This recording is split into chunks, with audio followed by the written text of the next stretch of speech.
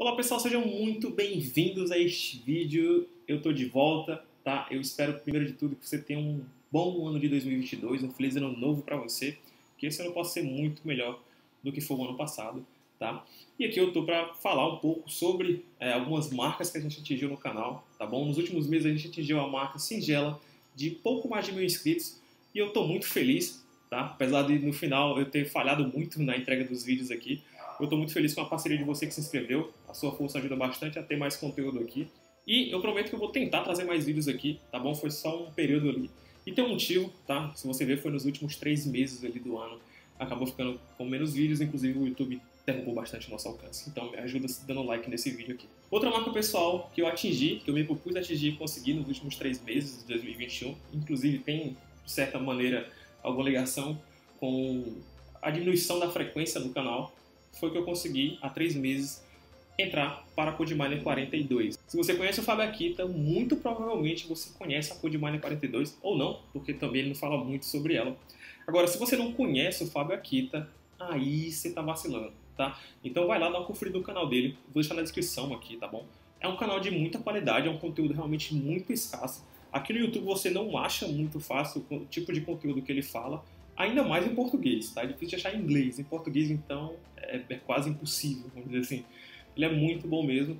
Tem uma baita trajetória já de muito tempo, tá? Desde os anos 90 pra cá, trabalhando com software, então conhece muita coisa. Bom, eu já conheci o trabalho da Akita de antes, até que eu conheci a CodeMiner, eu vi ele falando num vídeo sobre a CodeMiner lá, e eu imaginei que eu poderia encontrar muita gente de qualidade lá. Eu imaginei que eu poderia provar meu valor, tipo, eu teria algum valor se eu conseguisse entrar. E eu imaginei também que eu ia encontrar muita gente boa para poder me ensinar bastante coisa. Então eu decidi aplicar para a CodeMiner e eu consegui entrar. Desde então, aqui para os meus colegas, meus amigos aqui, eu sou conhecido como o cara que trabalha com ou para o Akita, tá? E no vídeo de hoje eu quero falar um pouco para vocês sobre como é o processo de seleção da CodeMiner 42 e eu queria compartilhar também como que é o dia a dia lá. Então fica comigo para você pegar algumas dicas que não vão ser importantes só para esse teste, vai ser importante para outros testes, e vão ser importantes também para a sua vida como profissional de desenvolvimento. Você vai ver também nesse vídeo que isso aqui não é só puxa-saquismo, que de fato é um processo bem interessante e que, pô, se você eventualmente entrar na CodeMiner, você vai ver que tem muita gente boa lá. Como que é o processo da CodeMiner? Ele começa bem convencional, tá bom? Bem convencional mesmo, você manda um currículo e aí você recebe uma resposta, tá bom? Então, quando eu entrei aqui no site da CodeMiner, dei uma olhada, a gente tinha precisado um monte de coisa, fui na parte de carreiras, e aí eu vi aqui que tinha uma vaga para back-end, que é o que eu gosto mais de fazer. Apesar de nos vídeos aqui não ter muita coisa, a minha preferência é para back, só que na real eu faço o que tiver. Eu acho que o desenvolvedor ali, ele tem que estar apto e tem que estar disposto, na verdade, mais disposto que qualquer coisa, a resolver um problema. Tá? Às vezes o problema vai ser da ordem de desenvolver uma telinha, uma lógica de tela ali, às vezes vai ser desenvolver uma regra de negócio com um banco, com uma fila, enfim. Mas na minha concepção, o desenvolvedor ele tem que estar apto a resolver esses problemas, seja qual for o âmbito. Mas como aqui eu tinha que escolher um, eu escolhi back-end, porque se na minha vida eu tivesse escolhido só um para fazer para sempre, eu escolheria back-end. E você entrando na vaga, você tem toda a descrição dela, tá bom? Que tipo de linguagem que eles esperam que você saiba, a sua experiência para poder aplicar para o teste, tá bom? Então basicamente aqui tem as 4 linguagens, são Ruby, JavaScript, Python ou Elixir. Daqui eu sabia JavaScript e Python, você tem que estar interessado em aprender toda aquela cultura, tá? Que é bem comum, na verdade, em muitas empresas, que realmente é interessante. Esse terceiro ponto aqui é bem legal, que é você realmente estar disposto a trabalhar num lugar, né, que tem uma hierarquia pequena, tá bom? E realmente lá, a gente vai ver na segunda parte do vídeo, quando eu falar sobre o dia a dia da Code, que isso aqui realmente é bem real, e é bem legal até, bem interessante a forma de fazer as coisas lá. E um outro ponto aqui é o inglês avançado. E eu vou deixar isso aqui também mais pro final, que é bem interessante a história que eu tenho para contar para vocês sobre isso aqui. E aí, aqui tem a vaga, então você coloca, eu coloquei meu nome e meu e-mail, eu selecionei um Office, eu selecionei outro aqui, porque eu não moro em nenhum lugar desses aqui, então eu selecionei outro, mandei meu currículo, e aqui você consegue deixar uma mensagem que aqui eu vendi meu peixe. Eu falei que, pô, tava querendo entrar na CodeMiner, que eu queria aprender e tal, que eu queria evoluir como desenvolvedor. Vendi meu peixe, tá bom? Então eu mandei meu currículo, e aí o processo é convencional. Depois que você manda, você recebe uma resposta, e aí eu recebi. A moça lá falou comigo, perguntou algumas coisas sobre a minha formação acadêmica, eu expliquei para ela, e daí ela voltou com a resposta dizendo ok, a gente tem interesse, eu vou te mandar o teste. E é aqui que as coisas começam a ficar interessantes, que é a parte do teste técnico.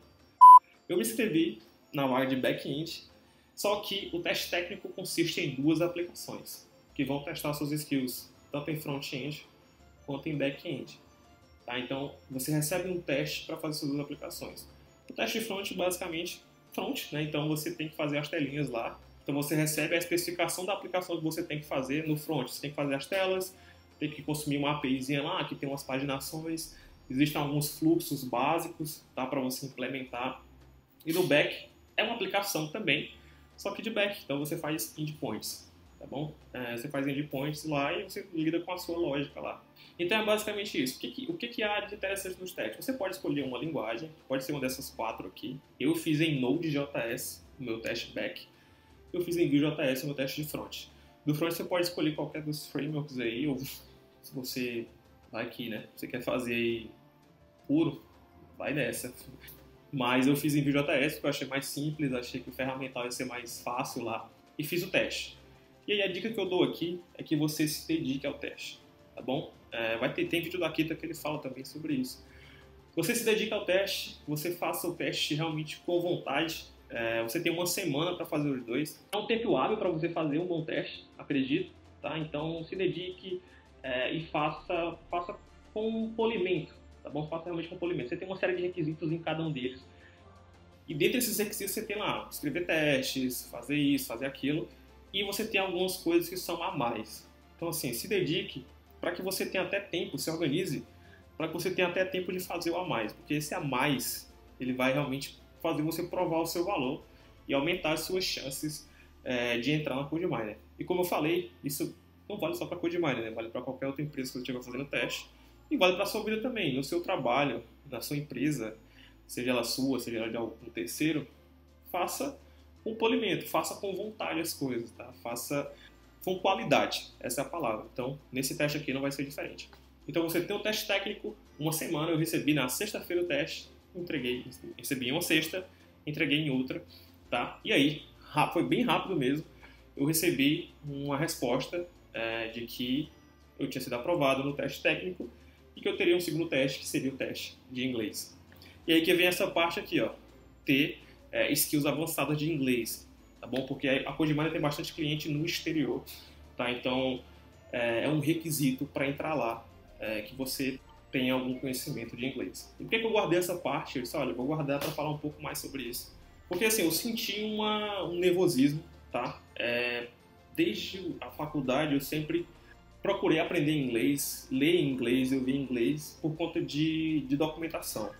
Eu sempre soube que as melhores documentações e as mais atuais eram em inglês, tá? Inclusive o Firebase é um exemplo disso.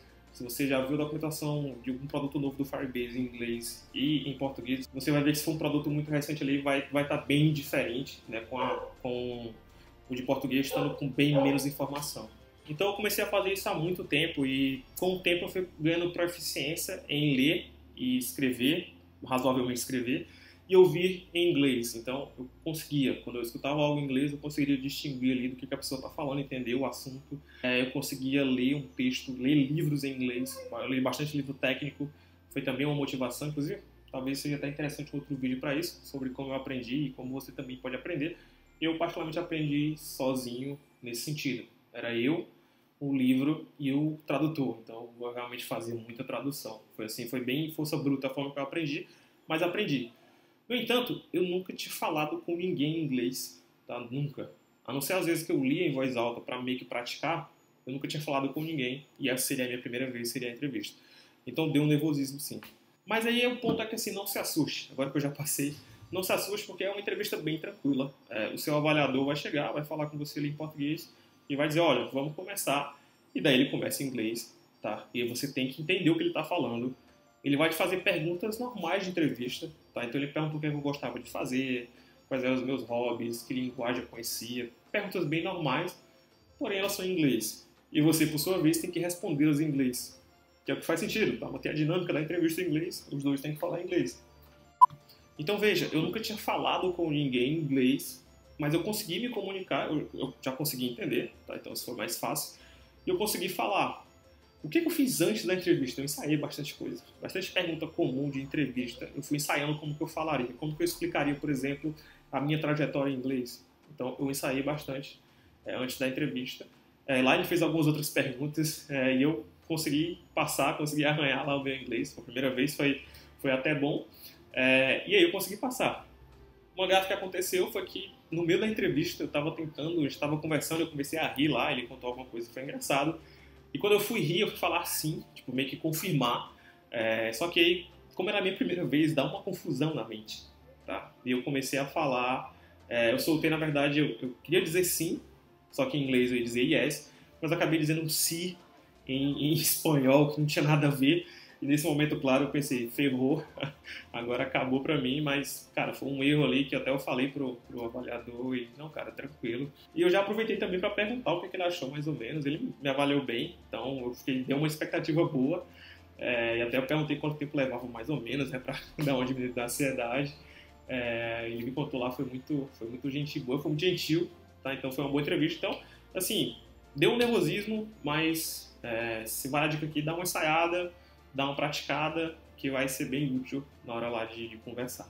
E se você já conversa, já lê, enfim, também vai ser tranquilo, porque veja que eu nunca tinha conversado com ninguém e eu consegui me sair bem. Então é muito provável que você que já conversa, sei lá, com alguém, você já tem lá os seus skills talvez até melhores do que a minha. Depois disso, você passou essas duas fases, você está quase dentro, você tem uma conversa com o sócio, que é para definir algumas coisas mesmo, ele vai te explicar como é o ambiente da Code ali, você vai falar um salário, essas coisas mais burocráticas, você vai discutir com ele. Eu imaginei que naquele momento eu já estava dentro da Code, mas depois eu vi uma outra palestra lá do pessoal da Code falando que, o próprio Akita está falando nessa palestra que ainda está sendo avaliado ali, você ainda está sendo avaliado como é que você se sai dessa conversa e tudo. Então, mas foi muito bom também, conversa com o sócio, e aí eu entrei na CodeMiner e já estou lá há quase 4 meses e gostando muito do que eu estou vivendo lá.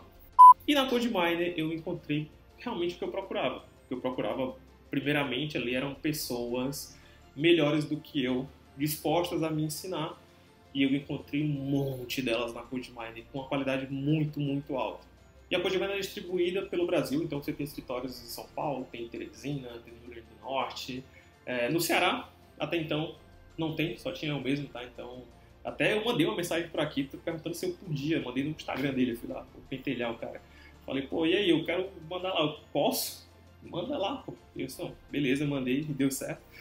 Então, como só tem eu do Ceará aqui, você acaba ficando alocado com algum outro escritório. Eu fiquei com o de Teresina, e inclusive abraço o pessoal de Teresina que me acolheu muito bem, né, e tem me acolhido muito bem, eu gosto muito do pessoal de lá, a galera muito animada, muito que se ajuda bastante também, então eu estou muito feliz com essa escolha de estar na Teresina. Até tem um office aqui no Ceará, eu vou estar lá com o pessoal, inclusive, se estiver vendo esse vídeo aqui alguém, se quiser colocar um office no Ceará aqui, é só vir na minha. E como que é a cultura lá, tá? O fit cultural, eu não gosto muito dessa palavra, eu sinto que o pessoal de RH, Red Hunter, fez com essa palavra de fit cultural, com esse termo, né, na verdade, o mesmo que os coaches fizeram com mindset, tá? Mas, enfim, eu vou usar aqui, tá? Eu encontrei o tal do fit cultural. Quando você entra lá, você recebe um e-mail lá do próprio Akita, explicando como são as coisas. Eu li completamente a wiki lá, assim como é sugerido.